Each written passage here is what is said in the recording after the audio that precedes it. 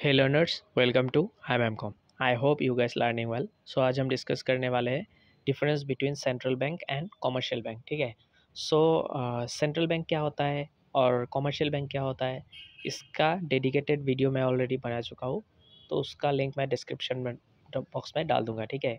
और ये जो PDF है उसका भी ये PDF भी मतलब आपको टेलीग्राम पे मिल जाएगा। ठीक है। टेलीग्राम का जो लिंक है उसका भी जो लिंक है मैं डिस्क्रिप्शन में डाल दूंगा, आप वहाँ से जाके एक्सेस कर सकते हो। ठीक है। सो आज हम अभी ये डिस्कस कर लेते हैं। ठीक है। तो आप पहले central bank and commercial bank होता क्या है वो पहले देख के आइए, फिर ये वीडियो आप देखिए। ठीक है। मैं ऐसे ही शॉर्टकट में बता देता हूँ। सेंट्रल बैंक क्या करता है, एक कंट्री का जो भी फाइनेंशियल सिस्टम है उसको कंट्रोल करता है, मॉनिटर करता है एंड सुपरवाइज भी करता है। ठीक है। और कमर्शियल बैंक क्या होता है, कमर्शियल बैंक मेनली प्रॉफिट, अपना प्रॉफिट के लिए काम करता है। ठीक है। कस्टमर्स को सर्विस प्रोवाइड करके, इसका मेन पर्पस यही है कि प्रॉफिट अर्न करना। ठीक है। सर्विस प्रोवाइड करके प्रॉफिट अर्न करना। सो डिफरेंस देख लेते हैं। नंबर 1 पे क्या है, बेसिस पे प्राइमरी ऑब्जेक्टिव। ठीक है।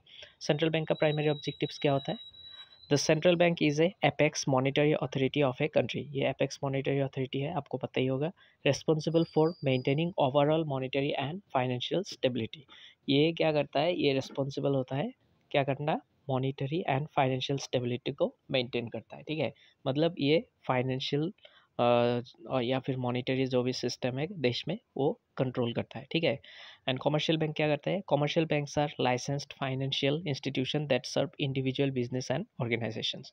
इसको लाइसेंस दिया जाता है। ये क्या करता है, फाइनेंशियल, मतलब ये एक फाइनेंशियल इंस्टीट्यूशन है जो क्या करता है, सर्व सर्व करता है किसको, इंडिविजुअल, किसी भी पर्सन को या फिर किसी भी बिजनेस को या फिर ऑर्गेनाइजेशन को। ठीक है। The main objective is to maximise profit by providing wide array of banking services. ठीक है।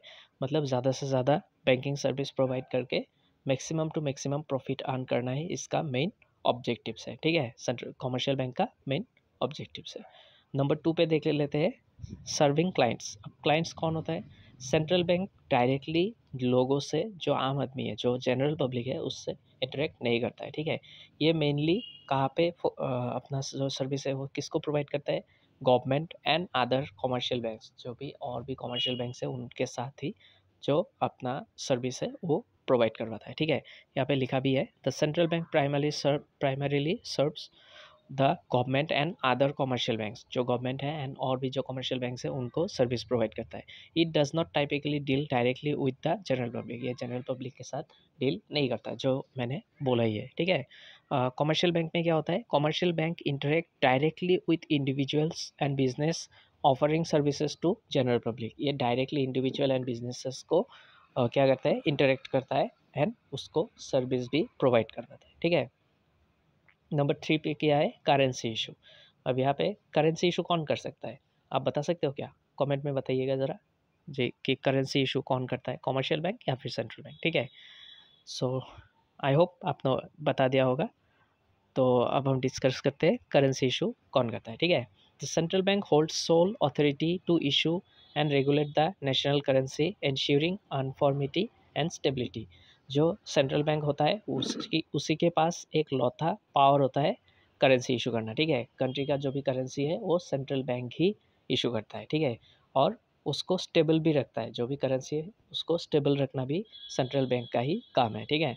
कमर्शियल बैंक्स, कमर्शियल बैंक्स में क्या होता है, commercial banks do not have the authority to issue currency. इसके पास अथॉरिटी नहीं होता करेंसी इशू करने का। They deal with the facilitate transaction involving the national currency issued by the central bank. जो भी सेंट्रल बैंक करेंसी इशू करता है उस करेंसी से ही अपना जो सर्विसेज है, फाइनेंशियल सर्विस, वो प्रोवाइड करवाता है कौन, कमर्शियल बैंक्स। ठीक है। नंबर 4 पे है रेगुलेशन एंड सुपरविजन। अब रेगुलेशन एंड सुपरविजन कौन करेगा, ऑब्वियसली सेंट्रल बैंक ही करता है। ठीक है। देख लेते हैं यहाँ पे, the central bank regulates and supervise commercial banks and enter financial system.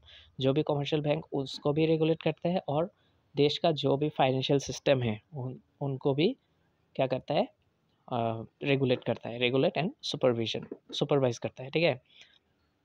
To ensure stability and compliance with regulations, जिससे कि स्टेबिलिटी रहे। ठीक है। It lays down rules for licensing, capital adequacy, risk management and conduct audit and inspection, ठीक है। ये क्या करता है, रूल्स जो है बनाते हैं किसके लिए, लाइसेंसिंग के लिए, बैंक की लाइसेंसिंग के लिए। फिर कैपिटल एडुकेसी, कितना कैपिटल होना चाहिए। फिर रिस्क मैनेजमेंट, कि रिस्क कैसा हो सकता है उनको डिटेक्ट करता है। फिर उसके लिए जो भी रूल्स है वो बनाता है। And conduct audit and inspections, audit भी करवाता है। जो भी कमर्शियल बैंक है वो अपना काम ठीक से कर रहा है कि नहीं, वो ऑडिट करता है, ठीक है। एंड इंस्पेक्शन भी करता है। एंड कमर्शियल बैंक्स में क्या होता है, commercial banks operate under the regulations and supervision of the central bank and other regulatory authority.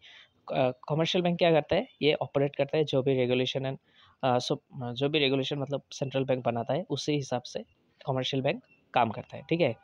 They must obey the rules and guidelines set bye the central bank. जो भी central bank guidelines और rules बनाते हैं उन सबको मानना commercial bank का मतलब मैंडेटरी है, उनको मानना ही पड़ेगा, ठीक है। So last but not the list, number 5, lender of last resort, ठीक है। अब लेंडर ऑफ लास्ट रिजोर्ट क्या होता है, ये मैं जो सेंट्रल बैंक का फंक्शन है वहाँ पे भी मैं बता चुका हूँ, ठीक है। तो यहाँ पे भी मैं डिफरेंस पे भी ऐड किया हूँ, तो ये भी हम देख लेते हैं। The central bank acts as the lender of last resort, providing emergency funding to commercial banks facing liquidity issues during financial crisis to prevent systematic failures, ठीक है।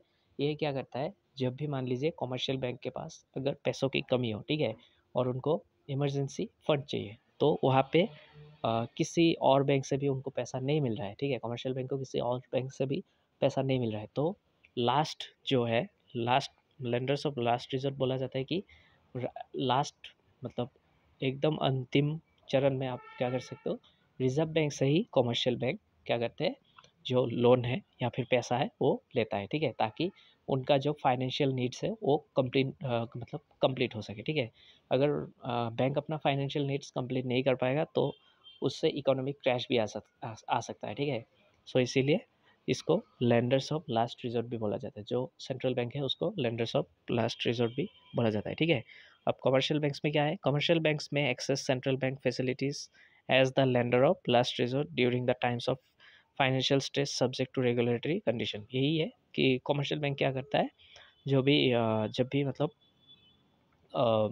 पैसों की ज़रूरत है, ठीक है, फाइनेंशियल स्ट्रेस जब होता है, जब मतलब कि पैसा कम होता है, तब क्या करते हैं, दूसरे बैंक से भी अब अगर पैसा नहीं मिला तो डायरेक्टली जो सेंट्रल बैंक है या फिर रिजर्व बैंक ऑफ इंडिया है उसके पास से मतलब उससे अपना पैसा जो ले सकता है, ठीक है। तो ये सब बहुत सिंपल है, आप खुद भी पढ़ के आसानी से एग्ज़ाम में लिख सकते हो, ठीक है। सो आई होप आपको वीडियो अच्छा लगा होगा। If you like the video please like it, subscribe my channel and thank you for watching, bye.